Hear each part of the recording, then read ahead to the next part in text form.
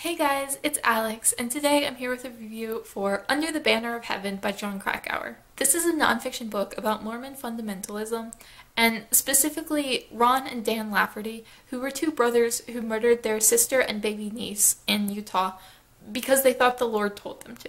I read this for Crime Scene, which is a true crime read-along hosted by Cammie's Corner and Joni Reads every other month. I highly recommend you checking it out because we've been doing it since January and it is a load of fun. I gave this book 4 stars, and I think that was what I kind of predicted it would be going in.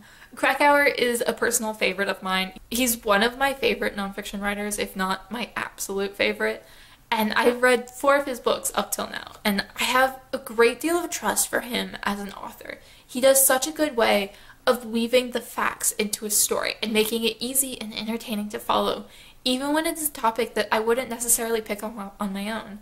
I don't have too much personal interest in religion. I don't have too much interest in Mormonism specifically, or Mormon fundamentalism.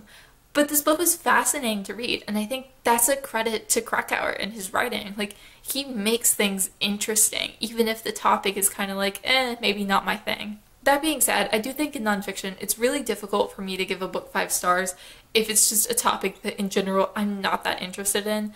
It doesn't feel like a truly special favorite when it's like, I don't really care about that topic, but the author made it great. That sort of is why this book gets 4 stars for me, I think. I'm just not very interested in the subject, but he does a wonderful job with it. I do want to say right off the bat that Krakauer takes a very negative view of Mormonism, which is not to say that anything he says is inaccurate or untrue, because I have great trust in him, like I said before. Everything he said seemed very accurate, but you can portray the facts in a very negative light. And in this book specifically, he's not even discussing Mormonism as a whole. He's specifically focusing on fundamentalists, which are actually not members of the LDS Church. They're members of a separate church called Fundamentalist Latter-day Saints. So what you think of as the stereotypical Latter-day Saint church does not support these, and often these people have been excommunicated. While this book gives you a great history of Mormonism, it's not trying to be a complete history. It's trying to show you how religion, specifically Mormonism in this case, breeds fundamentalists and extremists, and it's a very interesting look at that. But if you're looking for a full history of Mormonism, or if you're looking for just like a general picture of it, this is not the right book for you. If you're going to be bothered by someone who is a non-believer taking a very negative view on a religion, this might not be the book for you. But it is interesting when you look at it for what it is. And he specifically says this isn't meant to be a history of Mormonism, because he said he tried to write that book, but he kept getting sidetracked, and this book is about fundamentalism, and that made it so fascinating. I think I appreciate that a lot more than I would have just a straight book about Mormon history, because you do get a great deal of Mormon history. To talk about Mormon fundamentalism, you have to talk about Mormonism. And I think I walk away from this book with a greater understanding, although I wouldn't say that I understand Church of Latter-day Saints after reading this. I do have a greater understanding than I did before. Because I was reading this for a true crime book club, I really wasn't expecting this to be so much about the history of the religion. I hadn't read the synopsis. I love Jon Krakauer and the book club was reading it, so I kind of just picked it up going in blind. And I expected it to be a lot more about the murders of Erica and Brenda Lafferty, but it really wasn't. It was sort of like that was the case study, but the book was about a great deal more than that. The book was about how fundamentalists come to exist within religion, and this one is specifically about Mormonism, but I think a lot of the truths hold the same, regardless of religion. How people come to believe things that are extremists, even in their own faith.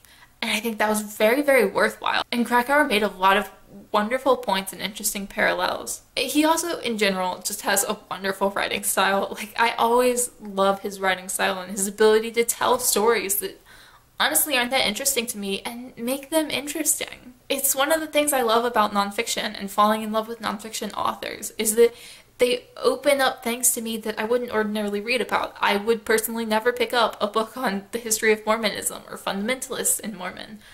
But it was interesting, and I'm kind of glad I read this book to learn more, and Krakauer kind of led me to that, which I adore. To get to the negatives a little bit, there weren't too many negatives.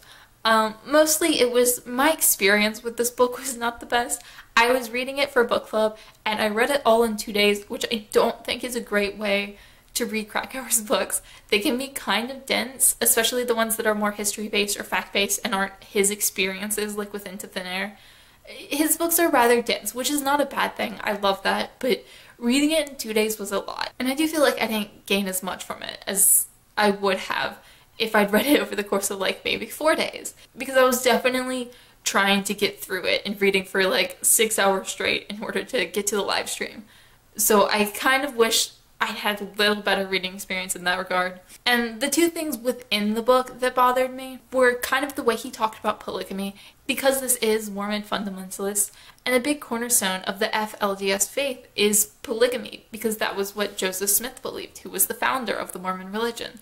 That was a major focal point of this book, and it kind of felt like Jon Krakauer was taking the hard line of polygamy is bad. Like, he was writing this in the third person objective stance, but his biases showed through very clearly, which I expect. He is a non-believer, and you could definitely get that feel from this book. But the polygamy aspect bothered me the most, that it was written as though polygamy is inherently bad, and all his evidence was these cults, essentially, is what they were, who would marry off young girls and force them to marry old men. And that really bothered me because, personally, I have no issue with polygamy. I think it should be legal. I don't care what consenting adults do within their romantic relationships. The problem with these cults was that 9 times out of 10, they were not consenting or adults, or both, in many cases. And it just bothered me that the book was like, this is what polygamy is, and that's why it's bad. When there's a whole lot more to that. Like, if a woman takes 2 husbands or 2 wives or a wife and a husband, I don't care if they're all adults and they're all down with this. I do care when it's a 14-year-old who's being coerced into a marriage she doesn't want, or a 28-year-old who's being blackmailed into a marriage she doesn't want, or if it's a man who's being blackmailed or coerced or too young. The problem is not with polygamy, it's with the other aspects involved. And it did bother me, and I kind of wonder, this book is almost 20 years old, and I do kind of wonder if he would take like a different line today, because I think certain things like poly relationships have become a lot more mainstream than they were 20 years ago, which is not to say that they're mainstream in the slightest, but more mainstream and more talked about than they were 20 years ago. The other thing was that he kept using Islam as a comparison. He'd be like, oh, just like the Taliban, oh, just like Islamic terrorists. And that always kind of bothers me. It's the same thing when they compare laws being put forth by the American right to the Taliban. And they say things like Talibama or whatever because of new laws that are there. That bothers me because it's a book about Christians. It's a book about Christian fundamentalists. It has nothing to do with Islam, and it just seems like there's no point to make it the fault of Muslims when it's Christians who are doing these things. And it wasn't that bad in this book because he was just using it as a comparison. He wasn't being like, oh, they're the Christian Taliban or whatever, which would have bothered me a lot more. But it did feel very unnecessary, and it did bother me, and it's just one of those things that doesn't need to exist. Like, when Christians are doing things that are bad, we don't need to immediately make the comparison to Muslims. They have nothing to do with each other, and that was just one of those small things that bothered me in this book. It didn't crop up too much, or like it would have been a bigger deal, but there were a number of points where he made that comparison that I just felt like really didn't need to exist. This is a book I would highly recommend if you're interested in the Church of Latter-day Saints, or specifically fundamentalists within the Church of Latter-day Saints, or outside the church, so it were. It's also just an interesting history of religion and how fundamentalists come to exist within religion, and it's fascinating. Jon Krakauer is a wonderful writer, and if this book sounds at all interesting to you, I'd recommend picking it up because I think it was really worthwhile, and I think you'll probably learn a lot like I did. Let me know down below if you read Under the Banner of Heaven and what you thought of it if you have, and as always, thank you guys so much for watching, and I will see y'all again soon.